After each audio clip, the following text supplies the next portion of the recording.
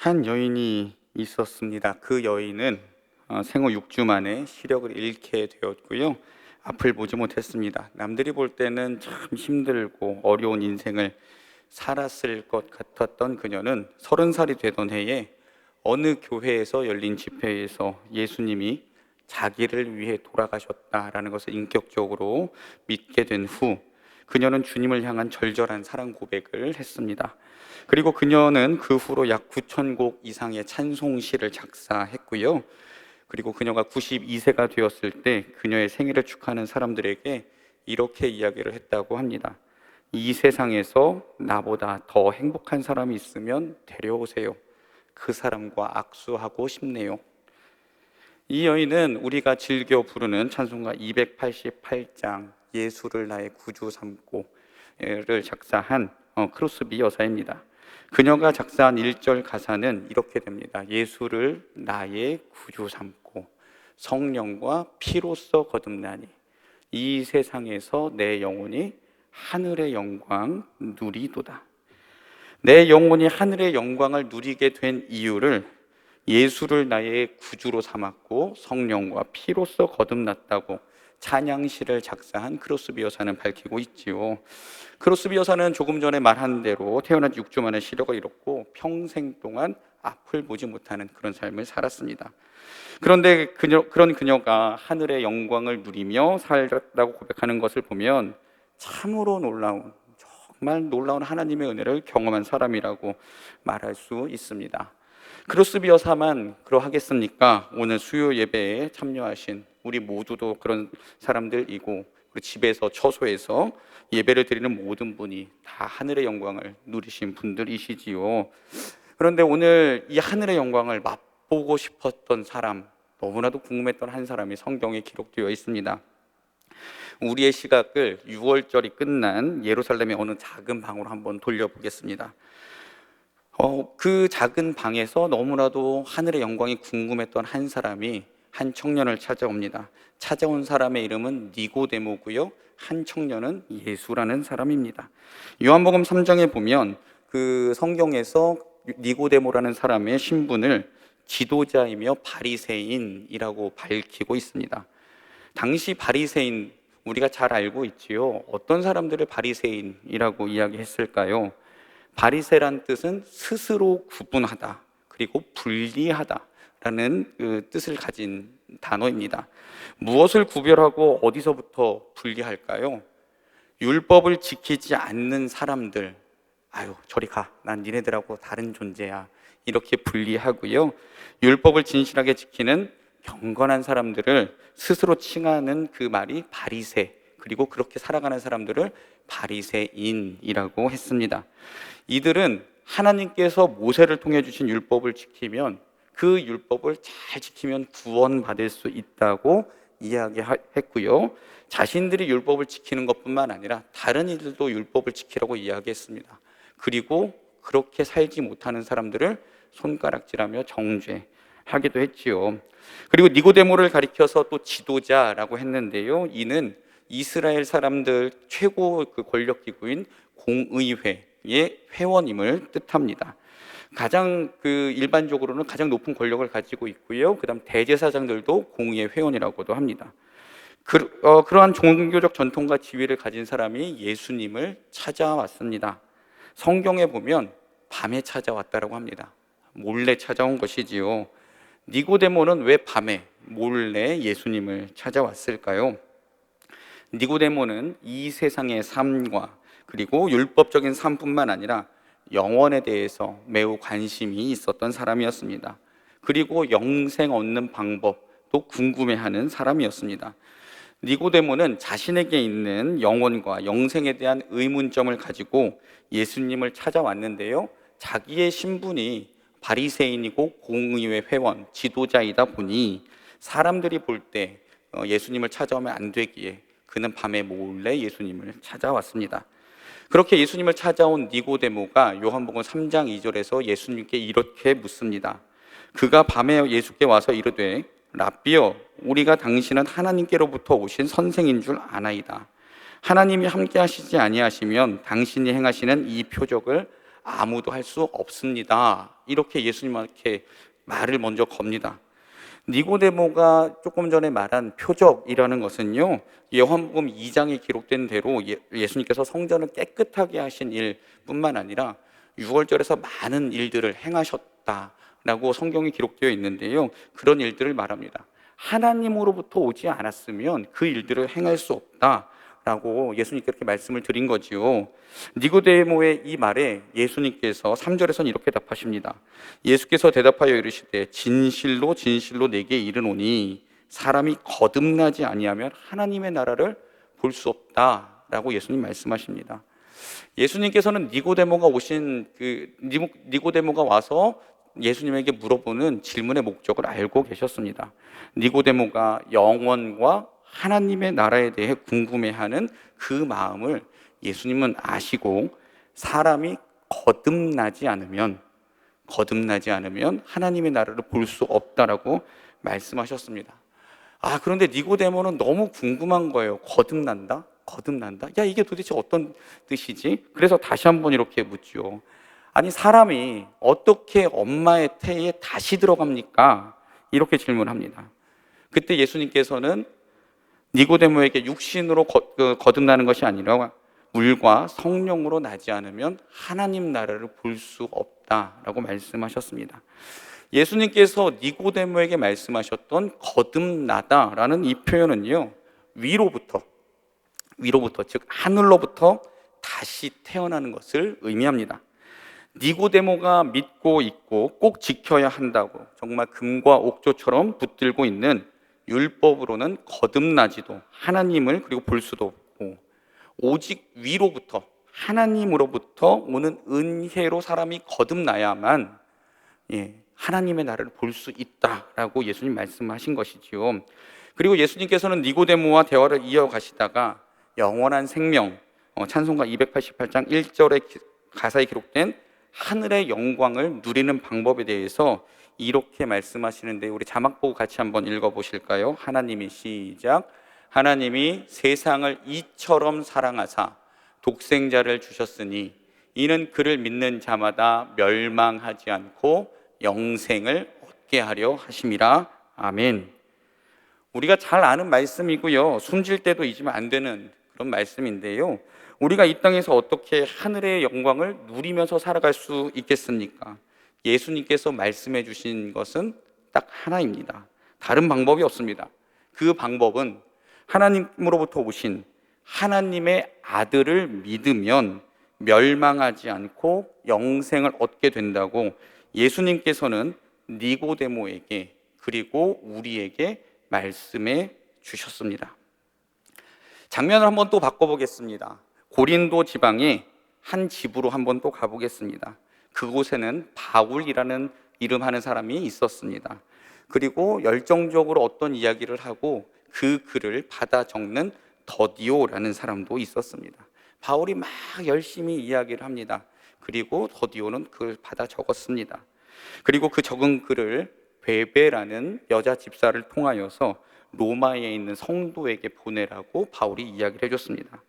바울이 정말 그 더디오에게 열심히 설명해 준 편지글 6번째 페이지에 보면 십자가와 세례에 대해서 바울이 설명하는 구절이 있는데요, 제가 한번 읽어보겠습니다. 무릇 그리스도 예수와 합하여 세례를 받은 우리는 그의 죽으심과 합하여 세례를 받은 줄을 알지 못하느냐라고 이야기합니다. 바울은 우리가 예수님의 죽음과 합하여 세례를 받았다라고 합니다. 여러분, 세례는 과연 무엇일까요? 세례, 우리 한문 그대로 하면 세례는 씻는 예식입니다. 무엇을 씻는 예식일까요? 하나님을 모르던 죄를 씻는 예식입니다. 세례는 예수님을 알지 못하던 나를 물속에 넣어놓고 나오는 것이 세례입니다.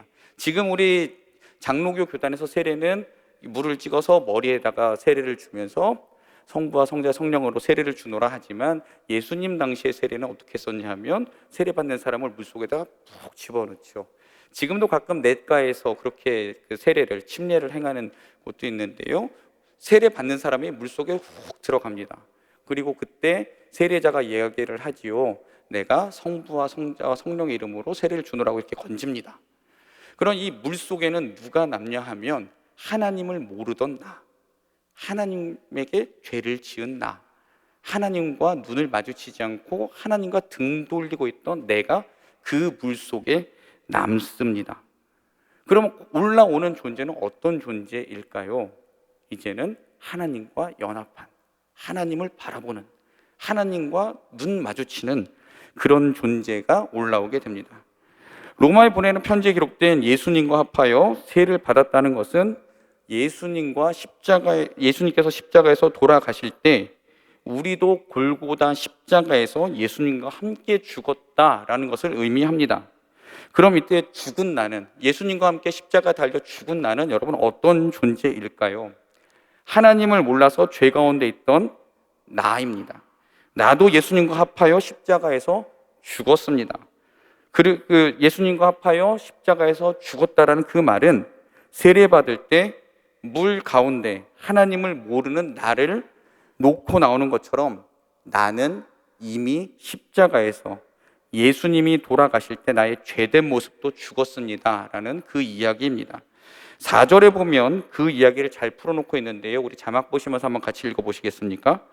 그러므로 우리가 그의 죽으심과 합하여 세례를 받음으로 그와 함께 장사되었나니 이는 아버지의 영광으로 말미암아 그리스도를 죽은 자 가운데서 살리심과 같이 우리로 또한 새 생명 가운데서 행하게 하려 함이라. 아멘.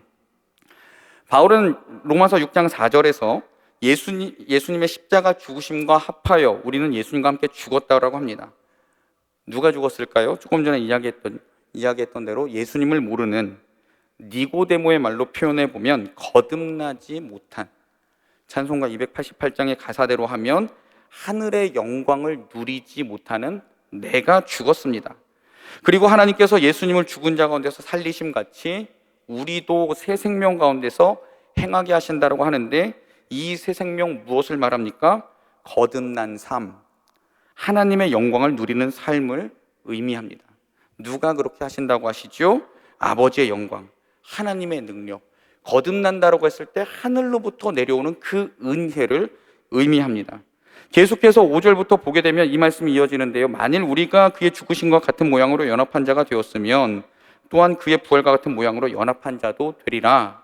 이 말씀은 니고데모의 이야기에서 봤던 요한복음 3장 16절에 기록된 대로 우리가 예수님을 믿는다고 할 때 멸망하지 않고 영생을 얻는다는 말과 똑같은 내용을 다르게 표현한 것입니다.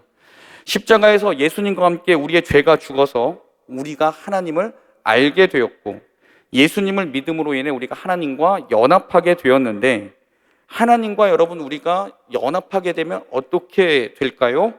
하나님이 멸망당하지 않는 한 우리도 하나님과 함께 멸망당하지 않습니다. 하나님께서 영원히 계시는 한 우리도 영생을 누리게 됩니다. 그리고 십자가에서 죽어서 끝나는 것이 아니라 하나님을 모르는 죄는 이제 십자가에 못 박아놓고 예수님께서 부활하셨듯이 우리도 예수님과 함께 부활한다는 것을 의미합니다. 다시 표현하면 예수님께서 죽음에서 부활하셨듯이 우리 또한 부활할 때는 하나님을 모르는 죄는 이미 십자가에 못 박아 죽어버렸으니 새롭게 부활하는 나는 예수님과 함께 사는 사람이며 예수님 안에서 하나님을 아는 사람으로, 하나님과 연합한 사람으로, 그러므로 하나님의 모든 것을 누리는 사람, 하나님과 함께 영원히 사는 사람으로 부활하게 되는 것입니다. 그래서 우리는 예수님을 믿는다고 할 때 우리는 이미 예수님 안에서 거듭난 존재가 되며 예수님과 함께 십자가에서 부활한 사람으로 하늘의 영광과 생명을 누리는 사람으로 우리는 살아가게 된다라고 우리의 존재를 설명하게 됩니다. 설교 처음에 이야기했던 크로스비 여사의 이야기와 니고데모, 바울의 편지글을 종합해서 생각하면서 오늘 우리가 읽은 갈라디아서 2장 20절의 말씀을 함께 읽어보도록 하겠습니다. 내가 그리스도와 함께 십자가에 못 박혔나니 그런즉 이제는 내가 사는 것이 아니요 오직 내 안에 그리스도께서 사시는 것이라. 이제 내가 육체 가운데 사는 것은 나를 사랑하사 나를 위하여 자기 자신을 버리신 하나님의 아들을 믿는 믿음 안에서 사는 것이라. 아멘. 바울이 지금 무슨 이야기를 하고 있습니까? 내가 예수와 함께 십자가에 못 박혔다. 그래서 이제는 내가 사는 것이 아니다. 예수님께서 니고데모에게 하셨던 이야기대로 하면 하늘, 즉 하나님으로부터 오는 은혜로 내가 거듭났다. 그래서 하나님을 모르던, 하나님과 등들고 있던, 죄 가운데 있던 과거의 내가 지금 살아가는 것이 아니다. 내가 십자가에 못 박혀서 죄에 관하여는, 하나님을 모르던 모든 과거에 관해서는 나는 이미 죽었고 거듭나기 전에 내 삶을 그대로 사는 것이 아니다 라고 바울은 이야기하고 있습니다. 그리고 계속해서 바울은 이렇게 이어서 이야기를 합니다. 오직 내 안에 그리스도께서 살아가신다. 예수를 믿고 나는 거듭난 삶을 산다.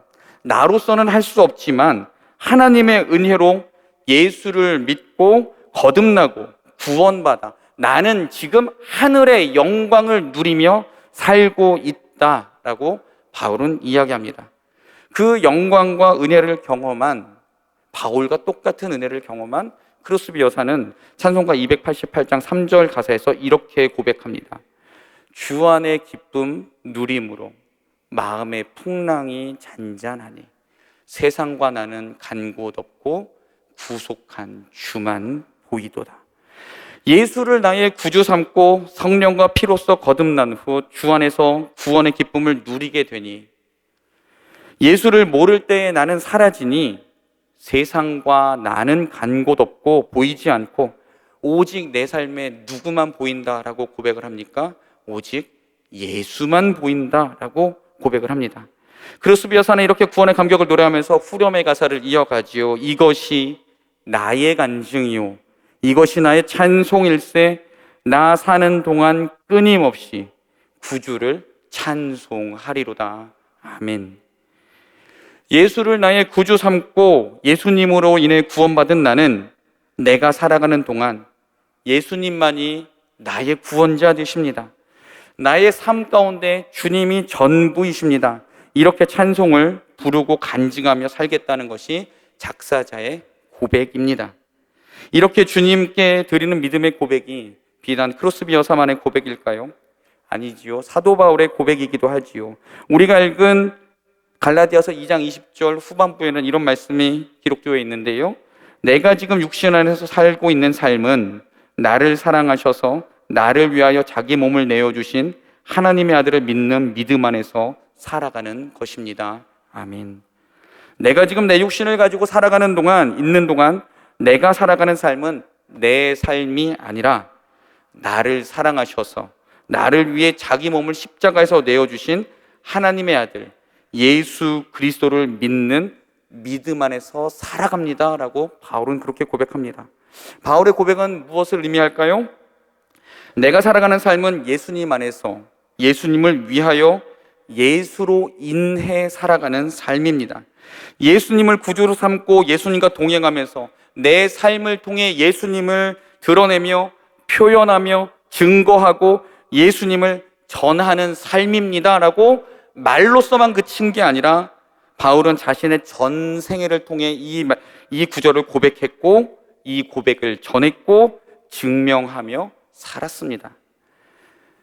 크로스비 여사도 사도 바울도 똑같은 내용을 고백합니다.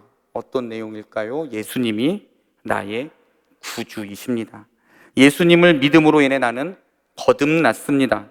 예수님을 믿음으로 나는 구원받았습니다. 그리고 그렇게 구원받은 자의 삶을 통해서 예수님을 드러나며 나는 없어지고 예수님만 보이는 삶을 살아가겠습니다. 그리고 그 은혜를 찬양하며 전하며 살아가겠습니다 라고 그 두 위인은 고백을 하지요.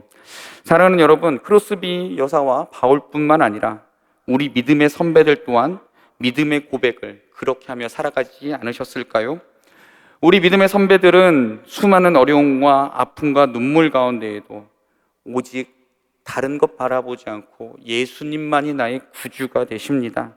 그리고 나는 내 능력과 내 힘이 아닌 성령과 피로써 거듭났고 그래서 나는 이 땅에서의 영광이 아닌 오직 하나님의 영광만을 맛보며 구속한 주를 내 삶을 통해 보여주며 살아가겠습니다라고 고백하며 살아갔던 것을 우리는 기억합니다. 그들은 삶으로 간증했고 삶으로 찬양했던 것 또한 우리는 기억합니다.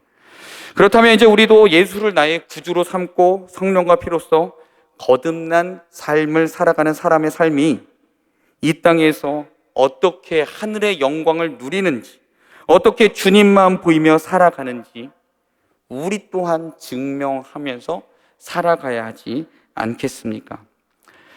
사랑하는 여러분, 찬양을 우리가 부르는 단순한 노래이고 우리가 읽는 말씀이 공간을 울리는 소리라면 우리 삶 가운데 그렇게 크게 다가오지 않을 것입니다만, 조금 전에 고백한 이 찬양의 가사가 우리의 간증이 되고 들은 말씀이 우리의 심령을 울리는 소리가 된다면 우리는 더 이상 울리는 소리로서의 노래와 말씀이 아닌 그 찬양과 말씀대로 살려고 계속해서 노력하고 발버둥치게 될 것입니다. 오늘 우리가 읽고 들은 말씀이 우리 마음에 새겨지기를 소망합니다. 그리고 다시 다짐하기를 소망합니다. 이제부터는 다른 것 바라보지 않고 오직 예수를 나의 구주로 삼겠습니다. 성령과 피로써 거듭난 삶을 나에게 허락하셨기에 이 땅에서 누리는 영광을 바라보는 삶이 아닌 하늘의 영광을 바라보고 하늘의 영광을 누리며 살겠습니다. 오직 주님만 드러내는 삶을 살겠습니다. 이렇게 다짐하며 우리가 살아갈 때에 오늘 우리가 읽은 말씀이, 그리고 오늘 우리가 부를 찬양이 우리 삶에 새겨지고 그것이 우리의 간증이 되고 우리 삶의 지표가 될 줄 믿습니다.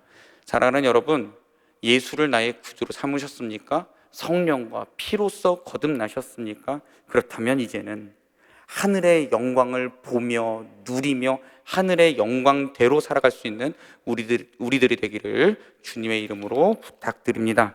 기도하겠습니다.